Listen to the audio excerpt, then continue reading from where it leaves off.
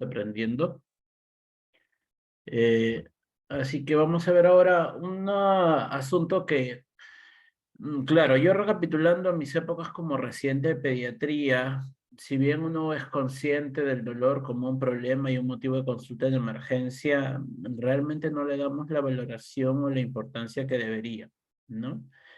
Y ha sido para mí, por lo menos de forma personal, en los últimos años, ir reconociendo la importancia de una valoración, una evaluación y una valoración adecuada del dolor y sobre todo empezar a tomar medidas tal vez un poco más agresivas para manejarlo.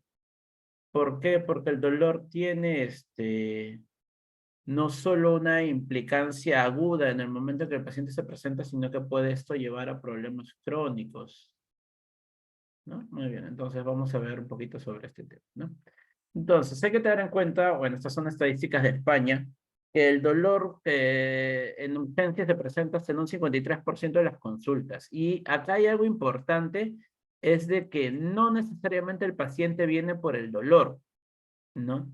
El paciente puede venir por alguna otra molestia, pero el dolor, va a presentarse o va a estar asociado a esa molestia, ¿no? O sea, el paciente puede venir, por ejemplo, porque está con diarrea y ese ser el motivo de consulta inicial, pero esto puede estar asociado a un dolor abdominal, ¿no? Entonces hay que tener eso en cuenta y a veces la percepción de los padres no va dirigida hacia el dolor y nosotros tenemos que estar al tanto de ello, ¿no?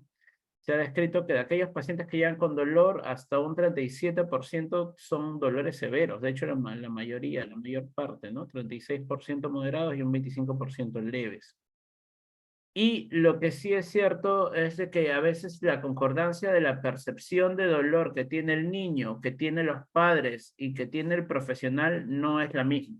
Es decir, que el niño puede sentir un dolor severo, pero los padres percibir como que no es algo tan grave, e incluso los profesionales, nosotros como médicos, podemos a veces subestimar el dolor del niño o incluso a veces sobreestimar el dolor del niño, ¿no?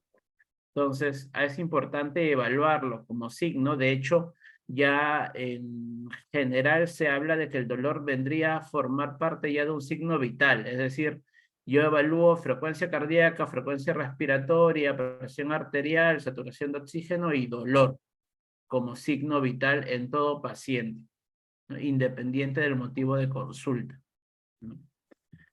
Mm. ¿Cómo definimos el dolor? Esta es tal vez una de las mayores dificultades, porque al ser una situación algo subjetiva, porque el dolor va a depender del que lo siente, no propiamente de algo objetivo que podamos ver. La definición que la Asociación Internacional para el Manejo del Dolor encuentra es como una experiencia sensorial y emocional desagradable asociada o similar a la asociada a un daño tisular real o potencial. ¿Qué quiere decir esto? Hay un componente somático o físico que se da cuando se da un daño que va a estimular distintos receptores, nociceptores, receptores de tacto, y esto va a generar una experiencia sensorial. Pero esta experiencia sensorial necesariamente va a estar ligada a una experiencia emocional, ¿no? Entonces, y estas van a interactuar y de hecho se van a potenciar entre ellas. Es decir, que el dolor por un mismo estímulo puede ser diferente dependiendo del estado emocional del paciente, ¿no? Y en Ya todo niños, claro. Ya, y en niños, esto es algo que hay que tenerlo bien en claro porque el niño va a estar en una situación de estrés, porque sobre todo los pequeñitos no saben por qué son traídos a un hospital, no son conscientes de que, o sea, sienten el fastidio, qué sé yo, de la fiebre, el dolor que produce el malestar, y aparte los exponemos a una situación extraña de estar en un hospital con extraños que vienen, los agarran, entonces todo esto va a pesar, entonces hay que tenerlo en cuenta, ¿no?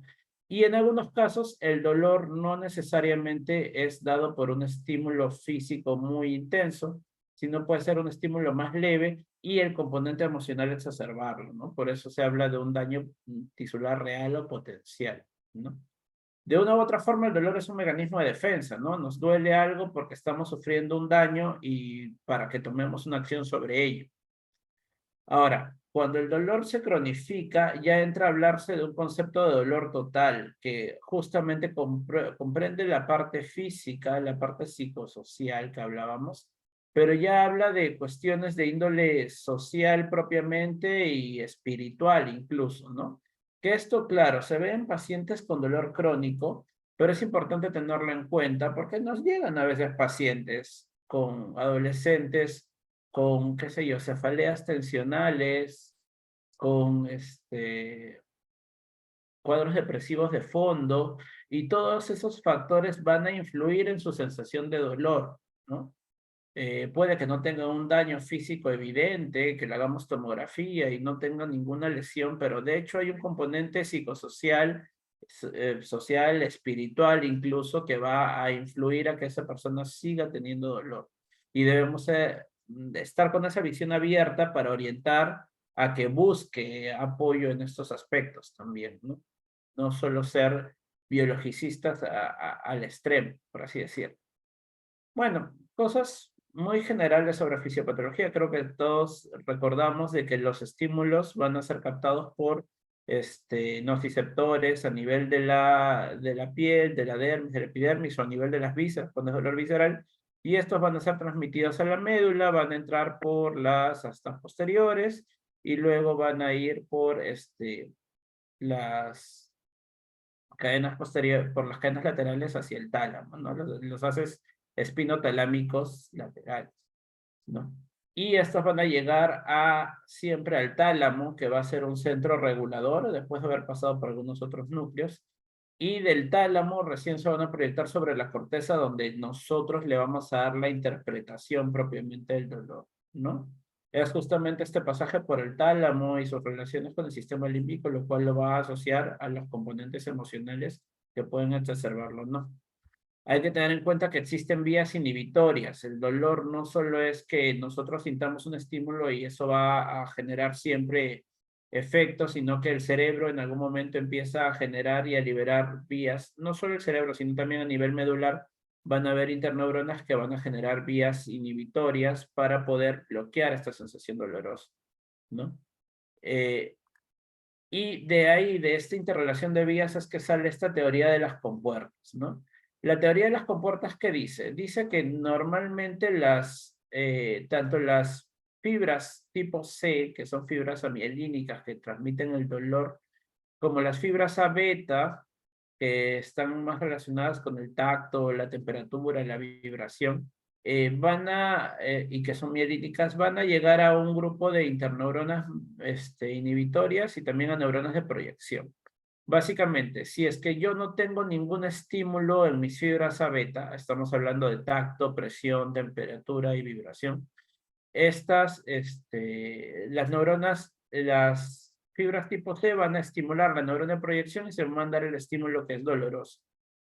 Pero ¿qué pasa si yo, a la par que se está estimulando las fibras tipo C, que son amielínicas y por lo tanto son más lentas, estimulo una vía rápida, como por ejemplo la de la presión o la de la temperatura, y estas van a generar un estímulo sobre las mismas neuronas de proyección que va a bloquear el estímulo enviado por la fibra C, es decir, va a bloquear el estímulo doloroso que se va a dirigir hacia el tálamo, ¿no?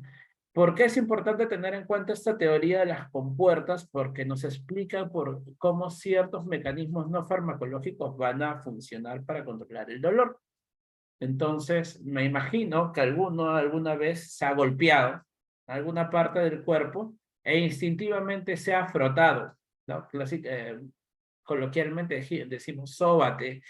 Y de hecho, cuando te frotas una zona donde te has golpeado, disminuye el dolor. Y es porque estamos estimulando el tacto, estamos generando calor, estimulando temperatura, y esto puede bloquear en cierta medida el estímulo doloroso, el viaje del estímulo doloroso, ¿no?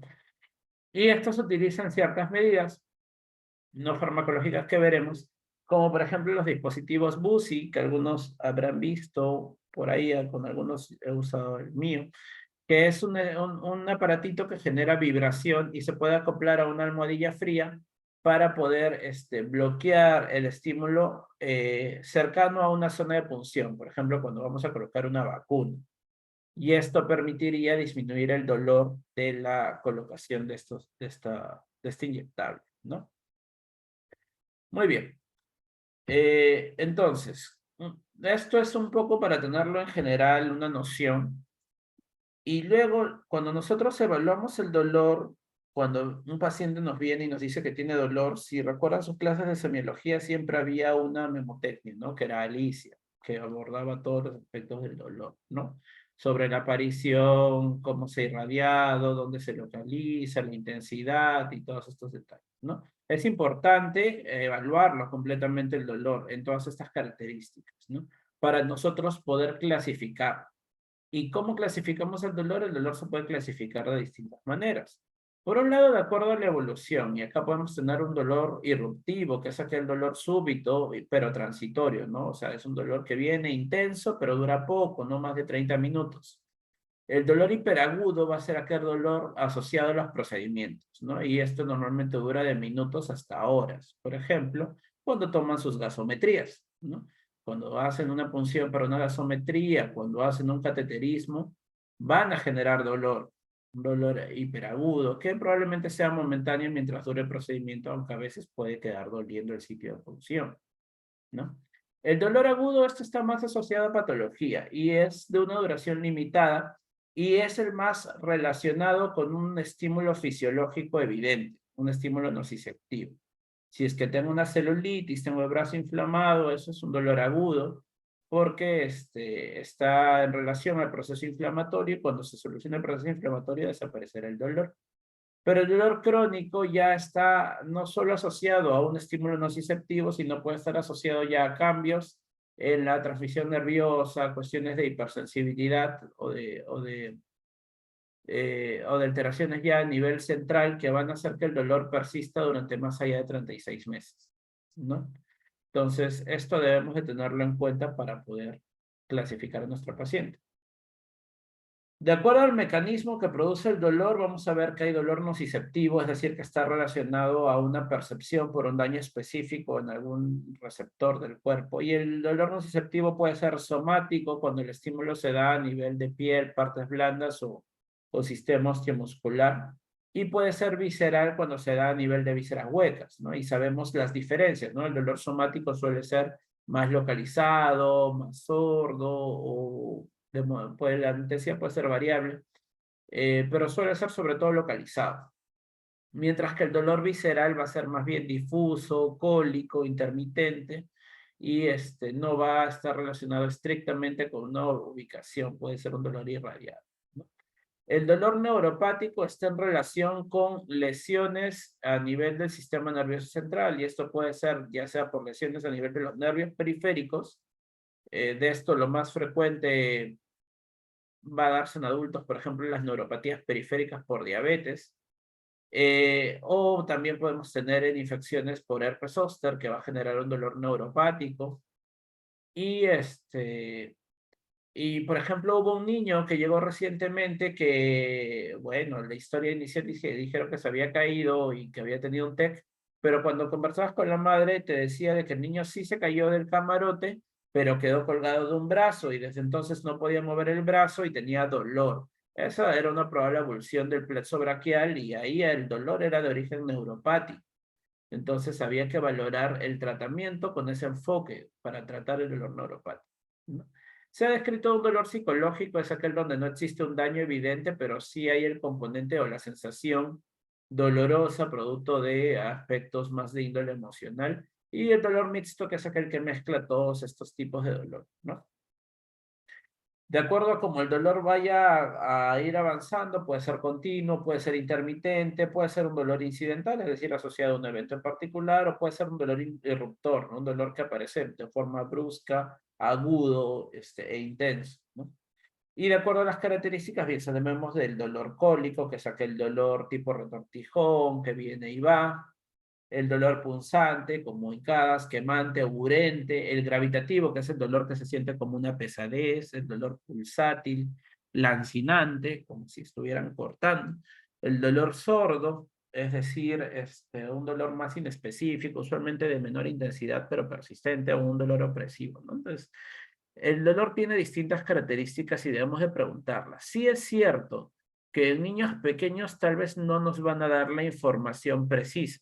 Tendremos que tomar algunos datos de la percepción del padre, pero si el niño ya está en etapa verbal, el niño ya se comunica, es importante que le preguntemos al niño qué es lo que siente, cómo siente, si el dolor viene y va, si el dolor es constante, qué es lo que siente ese niño, es importante que le preguntemos para poder orientar nuestro diagnóstico.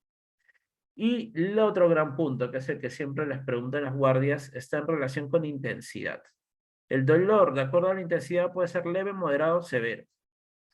¿Y cómo yo valoro que un dolor es leve, es moderado o es severo en un niño? ¿Cómo lo voy a hacer? ¿Alguien tiene alguna idea, alguna noción?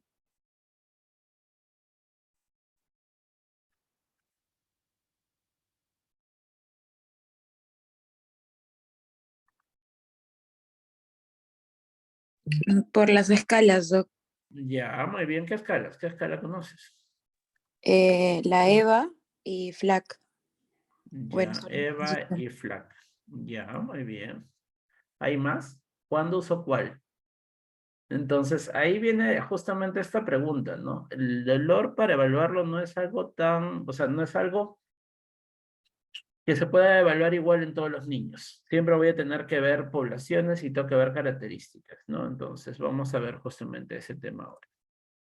Entonces, ¿qué debo de tener en cuenta para valorar la intensidad del dolor? Uno, que se debe realizar en todos los pacientes independientemente del motivo de consulta. Es decir, si es que yo tengo un paciente que me viene por fiebre, pero está con dolor, tendría que valorar qué dolor tiene, qué grado de dolor tiene, ¿no? La valoración es personalizada, es decir, de que yo voy a tener que elegir la escala que voy a usar de acuerdo al paciente que tengo, y ahí tengo que ver edad, nivel cognitivo, otras cosas, pero siempre procurar, si yo utilizo una escala en un paciente en particular, entonces usar siempre la misma escala para que mi valoración secuencial sea lo más precisa posible.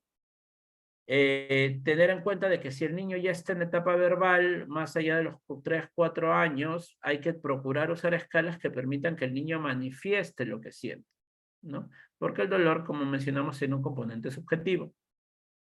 Y es importante valorar la intensidad porque de acuerdo a esto nosotros vamos a tomar decisiones terapéuticas. Las escalas de evaluación son múltiples, en realidad van a encontrar múltiples escalas y estas están adaptadas dependiendo del desarrollo cognitivo y el grado de colaboración, ¿no? Existen escalas de autoinforme o autoevaluación, acá entra el EVA que mencionaban, los métodos conductuales u observacionales, acá entra el FLAC, y otros métodos de índole físico-fisiológico, ¿no? Como les mencionaba, existen muchas escalas. Yo, para no hacerlo tan engorroso, he decidido poner las que me parecen son más prácticas, y de hecho se recomiendan, son escalas validadas. Entonces, para tratar de empezar a generar un idioma común y empezar a usar escalas que conozcamos, porque de nada me sirve que por ahí un residente venga y me diga, es que estoy usando CRAIS, cuando de ahí el que va a reevaluar a ese paciente no conoce la escala CRAIS, ¿no? O no conoce la escala Cheops. Entonces, debemos tratar de decidir y bueno, hay una propuesta por ahí que estamos haciendo con paliativos para tratar de proponer ciertas escalas que se van a usar como para que estandaricemos las cosas, ¿no? Y existen múltiples y en distintos países distintas escalas, pero lo importante es tomar una decisión conjunta. Y acá podemos ver algunas recomendadas de acuerdo a la edad del paciente. Entonces, en neonatos, o sea, tienes la CRAIS, la Comfort, la NIPS. En niños preverbales, usualmente tenemos la FLAC, la CHEOPS, la llanto. En niños entre 4 y 7 años que ya tienen capacidad verbal, vamos a usar FACES, Wombaker, Oucher. Niños mayores de 7 años, la EVA o escalas numéricas verbales. Y luego ya tenemos que ver en aquellos pacientes que tienen algún tipo de alteración del desarrollo, ¿no? En niños con TEA probablemente tengamos que usar algunas escalas con pictogramas, o Wombaker, o en pacientes con discapacidad neurológica severa, la FLAC revisada, y existen múltiples otras escalas, ¿no? Entonces vamos a ver las que vamos a proponer como para empezar a hablar un idioma común. Y estas lo importante va a ser de que las impriman, las tengan en el foldercito que tienen y las usen sobre todo, ¿no? Entonces, la primera es la escala NIPS. La escala NIPS está validada para valorar el dolor neonatal, ¿no? Y algunos dicen que también podría usarse para lactantes.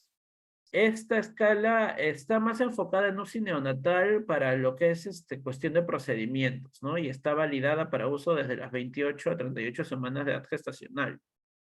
¿Qué vamos a evaluar? Vamos a evaluar 7 parámetros: la expresión facial, el llanto, el patrón respiratorio, si hay movimientos de brazos, si hay movimientos de piernas, el nivel de conciencia, la frecuencia cardíaca y la saturación de oxígeno, ¿no? Como ven, tiene aspectos conductuales y tiene aspectos también fisiológicos, ¿no? Como les digo, es más usada en un ámbito de UCI neonatal porque, por ejemplo, digamos, en frecuencia cardíaca te dicen un aumento menor de 10% de la basal, pero para eso tendré que tener algún registro de su frecuencia cardíaca basal, ¿no? Igual que saber cuánto es su necesidad de oxígeno complementario, ¿no? Igual la debo de tener en cuenta porque en neonatos sí voy a necesitar valorar también el dolor, ¿no? Y acá está la clásica escala FLAC, ¿no? FLAC, que es del acrónimo de Face, Leg, Activity, Cry, and Consolability, que son los parámetros que evalúa. Son 5 parámetros, se puntúa de 0, 1, 2, y de acuerdo a eso vamos a tener un valor, un puntaje con el cual vamos a dar una clasificación de dolor, ¿no? Entonces, si la expresión facial es relajada, va a ser un 0. Si es que está frunciendo el ceño o hay alguna mueca, es un 1. Y si es que está tenso el niño, ojo que no es llanto, o sea, es niño tenso, se le pone tensa la mandíbula o hay temblor en el mentón, es un 2, ¿no? Las piernas, si es que están relajadas en su posición normal, acá es importante conocer el desarrollo psicomotor del niño, porque yo voy a saber en qué niño unas piernas flexionadas van a ser su tono normal, mientras que en otro niño tal vez no sea su tono normal. O si está inquieto, incómodo, o si es que está levantando las piernas, pataleando, eso me va a dar un valor de 1 o 2.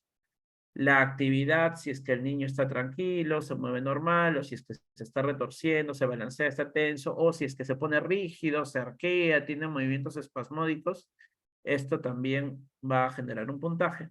El llanto, 0 si el niño no llora, 1 si es que se tranquiliza con la voz o con el abrazo, y 2 si es que está inconsolable, ¿no? Si está con un llanto constante, constante, constante. Y la capacidad de consuelo, la consolabilidad, vamos a ver que es 0 si está tranquilo, 1 si es que se calma con la voz o con el abrazo, y 2 si es que no se calma con, ¿no? Entonces, si yo del puntaje tengo 0, es que no hay dolor.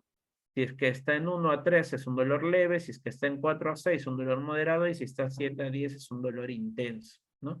Entonces, esto debo de tenerlo bien claro, cómo vamos a evaluar. Esto es, yo observo, es el examinador el que observa al niño y toma la decisión de qué parámetros están alterados. Existe la FLAC-R o FLAC revisada que se enfoca a niños, acá ya no depende de la edad, sino está en general para aquellos niños con discapacidad cognitiva severa, nuestros pequeñitos con PCI, ¿no? Entonces, en estos pacientes van a ser prácticamente los mismos criterios, pero se van a asociar algunos datos específicos para estos pacientes, ¿no? Por ejemplo, en la cara, la presencia de una apariencia de tristeza o angustia va a ser un puntaje de 1, mientras que una expresión de susto o pánico un puntaje de 2. En las piernas y en la actitud siempre van a ver de que se habla de, sobre todo en las piernas, el tono usual del paciente, ¿no? Si yo tengo un paciente que de por sí es hipertónico, no es que yo lo voy a considerar que está tenso, pero tengo que valorar ya la presencia de temblores o un marcado aumento de la espasticidad con relación a su basal, ¿no? Entonces eso tengo que evaluar. En la actitud también vamos a ver cómo están los movimientos, si es que está muy agitado, si hacen movimientos bruscos de la cabeza, o si la respiración está muy superficial, rápida, si hay quejidos intermitentes, o si es que hay agitación severa, está tembloroso, respiración entrecortada, inspiración violenta o una respiración muy superficial. Esto me va a dar datos también de que el paciente puede estar sintiendo dolor. En llanto igual, en consuelo también tiene, sobre todo esto, digamos, es muy importante, ¿no? Una cosa es un niño que es difícil de consolar, pero en estos niños a veces lo que podemos ver es que empieza a empujar al cuidador o se resiste a las medidas de cuidado-consuelo. Y eso es un puntaje 2, ¿no? La clasificación en realidad va a ser la misma cuando ya tengo mi puntaje determinado. Esta escala, que es la escala de dolor con caras revisadas, está validada en distintos idiomas y es la que tenemos estas caritas, ¿no? Medias triangulares con distintas expresiones faciales, ¿no? Ojo que la escala y las escalas de caras, que vamos a ver después Wong-Baker, no es que yo veo la cara del paciente y la comparo. No, eso no es como se usa. Yo tengo que darle al niño para que él elija la cara. Y para eso hay que explicarle cómo es que tiene que ver, ¿no? Entonces, yo cuando voy a decirle al niño, yo le voy a explicar, ¿no? Niño de más o menos de 4 a 8 años, ¿no? Mira, esto que está en comillas es lo que está en el instructivo validado de la herramienta para español peruano, por si acaso, porque la Asociación Internacional de Manejo del Dolor lo plantea y tiene ya las escalas validadas en distintos idiomas para distintos países. Entonces, te dice, ¿no? Uno debe al niño decirle, estas caras muestran cuánto te puede doler algo. Esta cara, y le señalo a la primera, no muestra nada de dolor y cada una va mostrando un poco más, un poco más, un poco más de dolor hasta que llegamos a esta que tiene mucho dolor, ¿no? Y ahí le pregunto, señala cuál cara muestra cuánto dolor tienes ahorita, ¿no? Y el niño normalmente por una representación de neuronas espejo va a elegir la cara que más se le parezca, ¿no? Se recomienda no utilizar palabras como feliz o triste, porque esto puede confundir al niño, ¿no? Acá estamos enfrentándonos al dolor. Se le puede decir dolor o se le puede decir que le tiene daño, dependiendo de lo que estemos preguntando, ¿no? Y recordar que esto es cómo se sienten los niños, no cómo luce su cara. Y la interpretación es si es de 0 a 2, un dolor leve, de 4 a 6 es moderado y de 8 a 10 es severo. Wong-Baker es similar en realidad, solo que acá vamos a tener las caritas redondas. Por ahí escuché a un doctor de Francia que vino a hablar justamente sobre dolor y él decía que ellos preferían no usar Wong-Baker por justamente las caras son más expresivas de cuestiones emocionales como la felicidad, ¿no? Y el niño puede confundir esto. La otra, en cambio, la que no tiene dolor, tiene una apariencia más neutra. Pero igual podría ser válida usarla, está validada y se usa prácticamente igual, ¿no? Se le explica al niño, mira, esta cara no tiene dolor, esta tiene un poco más, un poco más, un poco más, y esta tiene mucho dolor. ¿Cuál de las caras refleja o representa el dolor que tú sientes ahorita, ¿no? Entonces, así la puedo utilizar. Pero otra vez, es el niño el que tiene que elegir la cara, no es que yo lo veo y mira, no, no está llorando, entonces no es un 10. No, no es así. La escala análogo visual, famosa EVA, tienen que verla, la escala estrictamente es así, es una línea, no tiene números, no tiene nada. Yo tengo una línea continua donde empieza en un extremo nada de dolor, usualmente en el extremo de la izquierda, y en el otro extremo el peor dolor imaginable. Esta línea tiene que tener una medida de 10 centímetros, ¿ya? O de 100 milímetros. ¿Y qué es lo que vamos a decir? Vamos a decirle al niño que mira, en este extremo hay nada de dolor y hasta va avanzando hasta este extremo donde está el peor dolor imaginable. Entonces, ¿qué tanto en esta línea está tu dolor ahorita? Entonces el niño marcará y dirá, mi dolor está acá. Vamos a poner. Dirá, mi dolor está acá. Entonces, el niño puede decir, mi dolor está acá. Entonces, lo que yo tengo que hacer es, una vez que el niño ha marcado dónde está su dolor, agarrar una regla y medir qué distancia ha marcado. Y esto me va a dar un valor que yo lo puedo llevar a centímetros y tengo 1, 3, leve, 4 a 6 moderado y 7 a 10 dolor intenso, ¿no? Hay que tener en cuenta de que esto yo lo debo usar justamente si voy a reevaluar a ese niño con lo mismo y le preguntaré, mira, tu dolor estaba acá, ahora, si es que acá hay nada de dolor y acá es el peor dolor imaginable, ¿hasta cuánto está tu dolor? Y el niño puede decirme después, ah, no, mi dolor ahora está por acá. Y ya podré tomar mi medida desde el lado izquierdo para poder, poder valorar. Y la escala numérica, que es la que usamos en niños grandes, en realidad se puede usar a partir de los 8 años, 7, 8 años, es la que siempre decimos, ¿no? Si 0 es nada de dolor y 10, o puedo usar 100, es un dolor muy insoportable, ¿cuánto le pones de nota o qué número le pones a tu dolor ahorita? Y el niño te dirá, ah, es un 10, es un 9, es un 7, es un 5, es un 3, ¿no? El requisito para usar esta escala es que el niño sepa contar y comprender el significado de los números. Eso es muy importante, porque claro, yo puedo tener un niño de 2 o 3 años que ya le enseñaron los papás y te paporretea los números del 1 al 20, pero ese niño no tiene comprensión sobre qué son los números, y cuál número es mayor que otro, ¿no? Entonces, estos niños lo vamos a usar en niños que esta escala la vamos a usar en niños que tengan cierto grado de escolaridad y que ya sepan el sentido de los números en orden, ¿no? Muy bien. Entonces, ¿hasta acá hay alguna pregunta?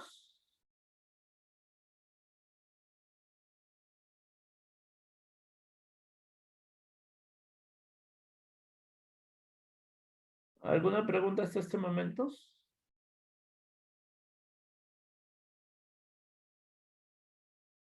Bueno, si no hay preguntas, continuamos. Vamos a ver algunas cosas sobre el tratamiento de dolor. En realidad, esto es amplio, eh, pero hay puntos claves que quiero transmitir. Primero que nada, el tratamiento del dolor no solo es farmacológico, sino hay medidas no farmacológicas. Y si es que yo puedo aplicar una medida no farmacológica, debo de hacerlo. Luego, el tratamiento debe de adaptarse a la intensidad y características del dolor. Si es que es un dolor cólico, tendré que dar algún medicamento que tenga algún efecto antiespasmódico, tal vez. No necesariamente un antiespasmódico tal cual, pero tendré que darle algún tratamiento que aborde su tipo de dolor, ¿no? Debo de procurar utilizar vías que no generen dolor. O sea, no tiene mucha lógica producir dolor para calmar otro dolor. En ese sentido, el uso de intramusculares debería ser nuestra última opción. Yo sí sé que lamentablemente por cómo está estructurado nuestro sistema de atención y por las características de la demanda, a veces no podemos ponerle una vía a todos los pacientes y eventualmente tendremos que recurrir a un intramuscular para colocar un analgésico, pero en realidad debemos de valorar, priorizar la vía oral. Y si al paciente se le puede dar vía oral, es la vía a priorizar, ¿no? Hay que tener en cuenta que existen otras vías como la intranasal o la transmucosa oral, que también son alternativas para algunos medicamentos y que debo de considerar qué analgésicos ha utilizado previamente el paciente, ¿no? Si tengo un paciente que me viene diciendo que ya está tomando paracetamol cada 6 horas, no le voy a volver a dejar paracetamol. Tendría que dejarle algún otro analgésico, ¿no?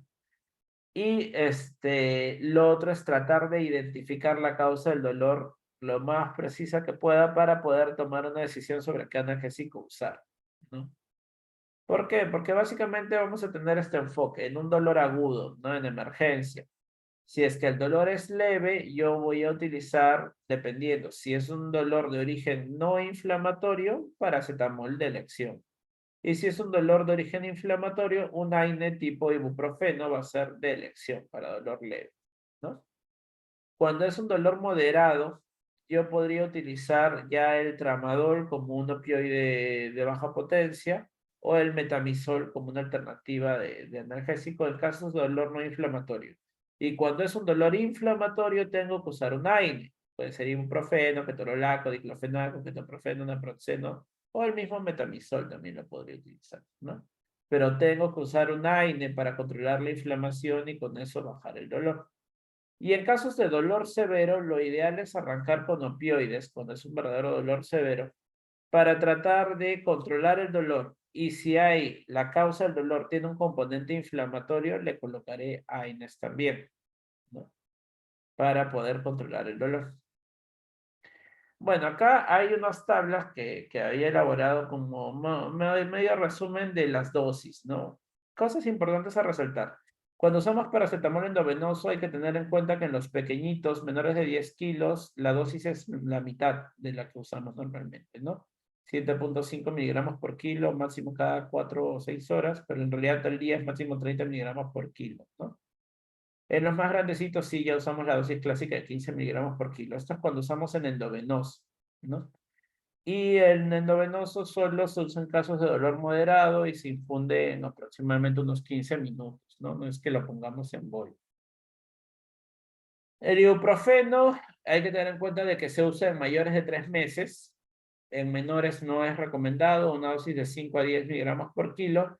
Y luego la dosis en niños grandes, mayores de 40 kilos, la dosis estándar es de 400 miligramos cada 6 a 8 horas, ¿no? Entonces, también dar, aunque sé que existen pastillas de 500 o de 600, no es que sea lo recomendado dar dosis tan altas de ibuprofeno, ¿no?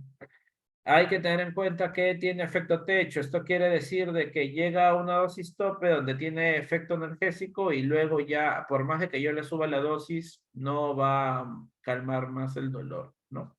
Y tenemos que tener en cuenta los riesgos asociados a los AINES, ¿no?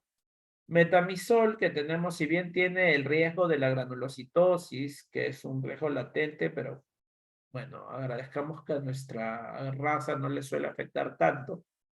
Sí, es un dato a tener en cuenta si nos llegan, digamos, pacientes de origen caucásico o de otras áreas del mundo donde sí podría estar más susceptible a la granulocitosis. Se utiliza en mayores de 3 meses o mayores de 5 kilos y una dosis de 12.5 hasta 20 miligramos por kilo cada 6 horas, ¿no?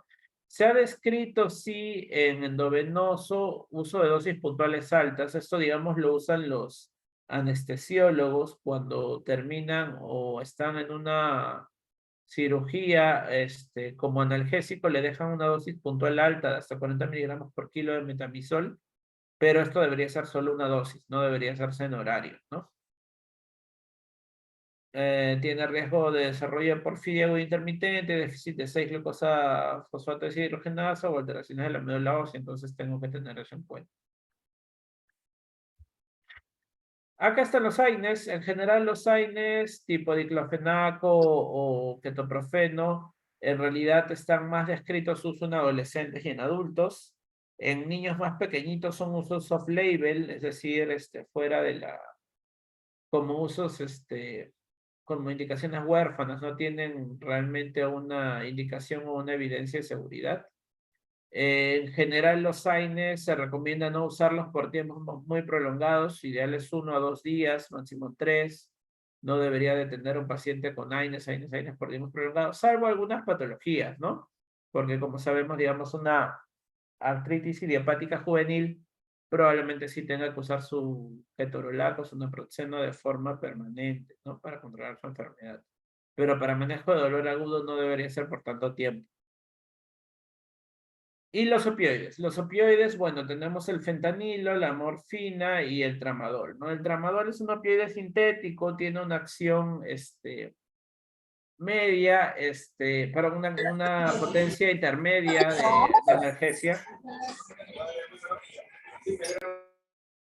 Una potencia intermedia de analgesia. Y lo que debemos de tener en cuenta es de que puede estar asociado a interacciones con los antidepresivos, ¿no? Tricíclicos, los inhibidores de la captación de serotonina, o incluso con el ondansetron. Lo que se recomienda del tramadol es su uso en mayores de 12 años. En menores de 12 años, y esto es de 5 años en adelante, es un uso off-label que debemos usarlo idealmente en dosis puntuales, no en dosis horarias, mucho tiempo. La morfina va a ser el opioide de referencia en general, ¿no? Con una alta potencia energésica y el que va a ser de elección en casos de dolor severo, ¿no? Ojo de que la petidina, que muchas veces la usamos y algunos servicios como cardiología todavía la utilizan, ya no está recomendada como un fármaco de elección en niños, ¿no? La petidina se puede utilizar como una alternativa si no tengo otra disponible, ¿no?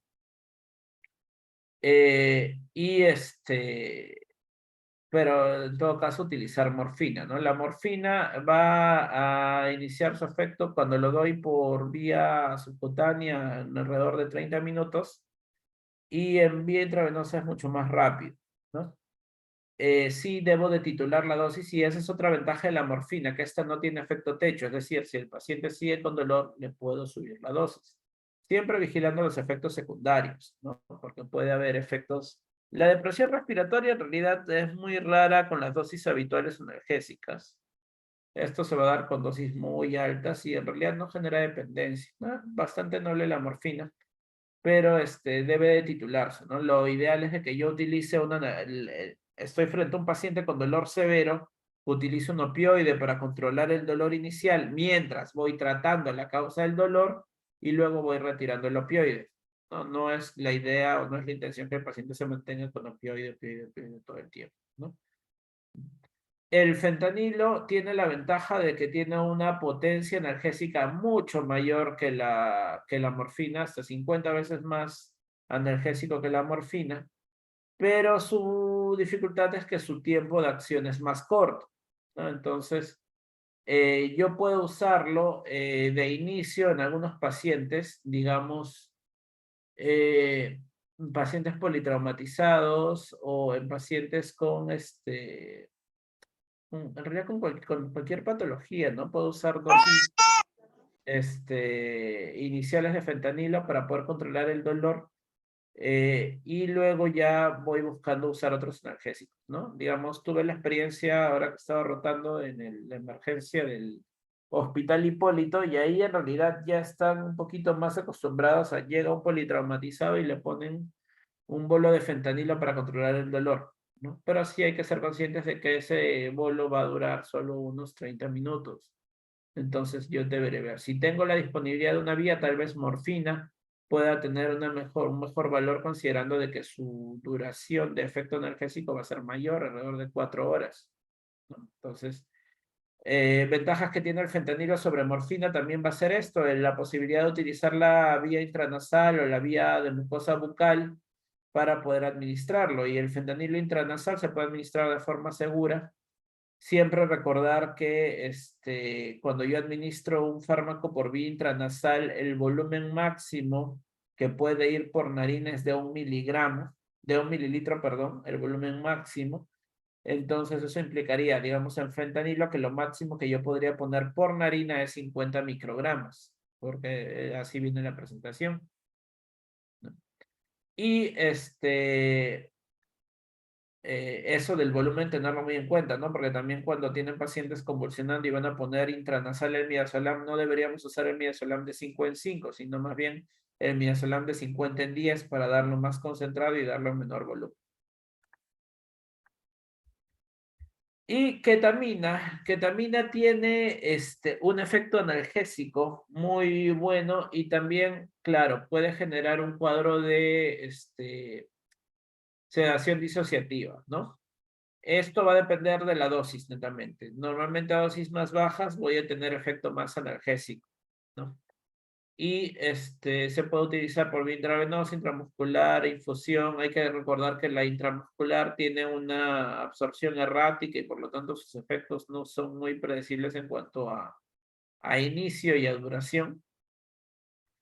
Y algo interesante con la ketamina es que se puede usar por vía intranasal o por vía oral también. Y por vía intranasal su efecto es principalmente analgésico. No vamos a tener tantos efectos disociativos o de sedación cuando administramos ketamina por vía intranasal. Y lo otro que debemos tener en tratamiento del dolor siempre en cuenta son los adyuvantes, ¿no? Y los adyuvantes son medicamentos que pueden tener efecto coanalgésico, es decir, que tienen un efecto analgésico intrínseco que se potencia con el analgésico base inicial que le estamos poniendo, o pueden ser coadyuvantes nomás, ¿no? Corrigiendo algunas cosas, como por ejemplo los relajantes musculares. Si yo tengo un paciente que está con contracturas musculares y estas le duelen, el uso de un relajante muscular va a ayudar a que se calme, ¿no? Entonces acá tenemos distintos tratamientos, ¿no? Por ejemplo, en dolor neuropático podría dar amitriptilina, gabapentina, carbamazepina, anestésicos tópicos o locales, ¿no? En dolor secundario de espasmo podría dar, si es espasmo agudo, el diazepam, o si es espasmo crónico, baclofeno o diazepam. En casos de dolor óseo, por ejemplo, en los pacientes con leucemia, o más con los pacientes con metástasis ósea que tienen aumento en la resorción ósea, el uso de bisfosfonatos no solo va a ayudar a mejorar la condición ósea, sino también va a ayudar a disminuir el dolor. El uso de corticoides en pacientes con procesos expansivos también puede ayudar a disminuir el dolor. Y cuando hay procesos de inflamatorios o compresivos, vamos a ver que los corticoides también pueden ayudar a desinflamar y esto ayudar también a disminuir el dolor. Y hablamos un poquito de medidas no farmacológicas. En realidad las medidas no farmacológicas están bien validadas, bien estudiadas y como les decía deberían de aplicarse la mayor parte de veces, ¿no? Y la principal medida no farmacológica a utilizar es la presencia de la familia, ¿no? Siempre el hecho de que el niño lo alejemos de su familia le va a generar estrés, le va a generar angustia y va a exacerbar el dolor, ¿no? Entonces, entre otras cosas que podemos usar, bueno, en niños grandes, cuando vamos a hacer un procedimiento, se les puede explicar qué vamos a hacer. Y en niños pequeñitos, básicamente el uso de técnicas de distracción, ¿no? Puede ser con cartas, caleidoscopios, globos, burbujas. Actualmente se está hablando ya más del uso de dispositivos electrónicos como móvil, tablets, escuchar música, ejercicios de respiración. El hecho de que el bebé lo hagas lactar, la lactancia materna tiene efecto analgésico, el contacto piel a piel, el uso de sacarosa en lactantes chiquititos también, sobre todo para procedimientos, se puede utilizar. Y la aplicación local de frío y vibración asociada a los procesos de venopunción, lo que hablábamos del BUSI, ¿no? Entonces, acá hay una tabla de estrategias de acuerdo a la edad, cómo podríamos usar o qué estrategias no farmacológicas podríamos usar para apoyar en la disminución del dolor.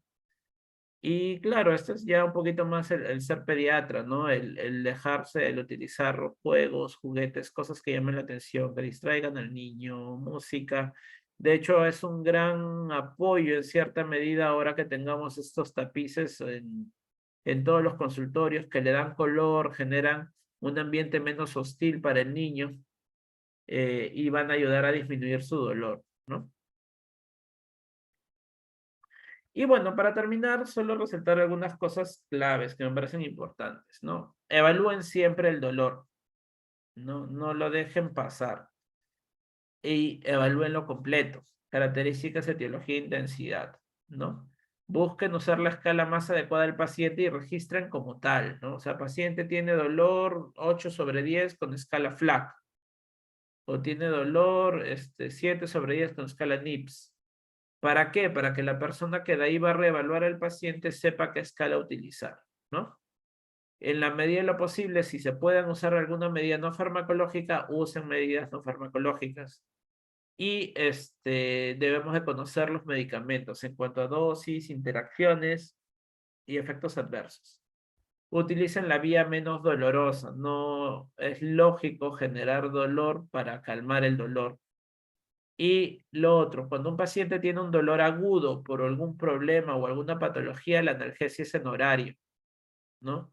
Es decir, si viene el paciente porque se quemó, no es que yo le voy a poner la analgesia condicional a si tiene dolor o no. La analgesia tiene que ser horario porque yo sé que le va a doler hasta que no se corrige el problema, hasta que esa herida no cicatrice, hasta que ese absceso no se desinflame. Va a seguir teniendo dolor, entonces yo tengo que dejarlo en horario y luego voy valorando qué tanto dolor tiene el niño para ir retirando, ¿no? Hasta que corrija la causa. Y eso es lo que quería compartir con ustedes. No sé si habrá alguna pregunta o algún comentario para poder conversarlo ahora.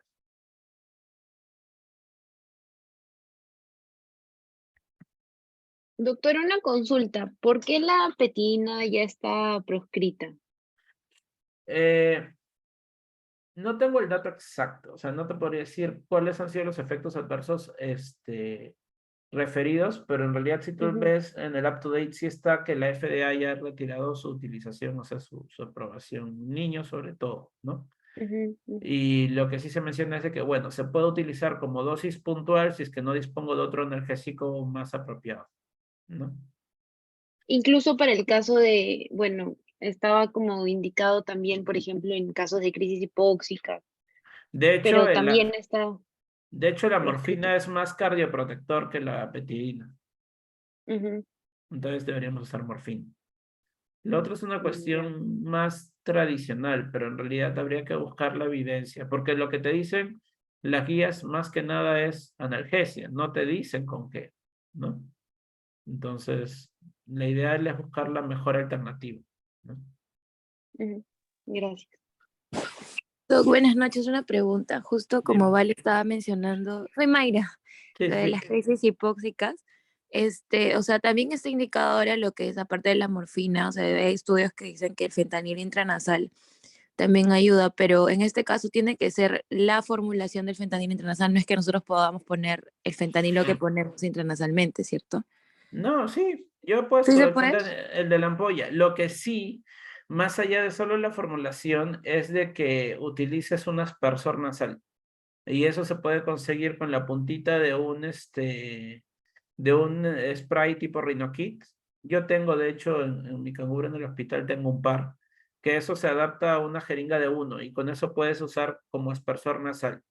Y lo otro es la técnica. La técnica para poder hacer la administración de medicamentos intranasales es con la punta de las, o sea, se introduce y la punta del aspersor se dirige hacia el canal auditivo. ¿Por qué? Porque mi interés es de que el fármaco se distribuya a nivel de las coanas, ¿no? Para que ahí en la mucosa se quede pegado y se absorba. Si yo lo doy de frente, o sea, si yo lo doy de forma recta, pongo mi aspersor, una gran parte del medicamento se va a ir a orofaringe y se va a pasar con la saliva, ¿no? Entonces es muy importante la forma de administración. Pero sí es el mismo de la ampollita. Yo lo he hecho cuando nos han llegado en Navidad y Año Nuevo los chicos que llegaban que se habían quemado con cohetes las manos. Les ponía su dosis de fentanilo intranasal para que vaya haciendo efecto, le vaya calmando el dolor hasta que le conseguían la vía, ¿no? Y ya con vía se puede poner otras cosas. Gracias, no sabía. Interesante. De hecho, incluso hay algunos estudios que hablan del uso de fentanilo intranasal desde el triaje para pacientes que llegan con dolor severo en la administración de fentanilo intranasal en triaje, para que cuando ya pasen a su evaluación se les vea con menos dolor y se les puede evaluar mejor. Pero claro, acá tenemos cuestiones de ver, uno, el ambiente de triaje, la disponibilidad de recursos, cómo se sacan esos fentanilos, porque igual no deja de ser un fármaco restringido, ¿no? Gracias, Doc.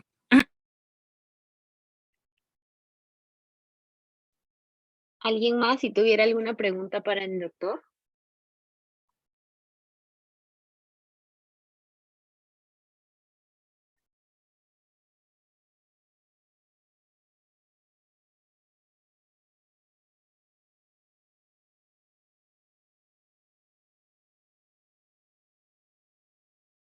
Bueno, creo que no. Agradecerle, doctor Peso, por la charla de hoy. Creo que ha sido muy preciso y muy claro con las pautas que nos ha dado, sobre todo para el manejo de algo que vemos tan comúnmente en todas nuestras guardias y en el día a día.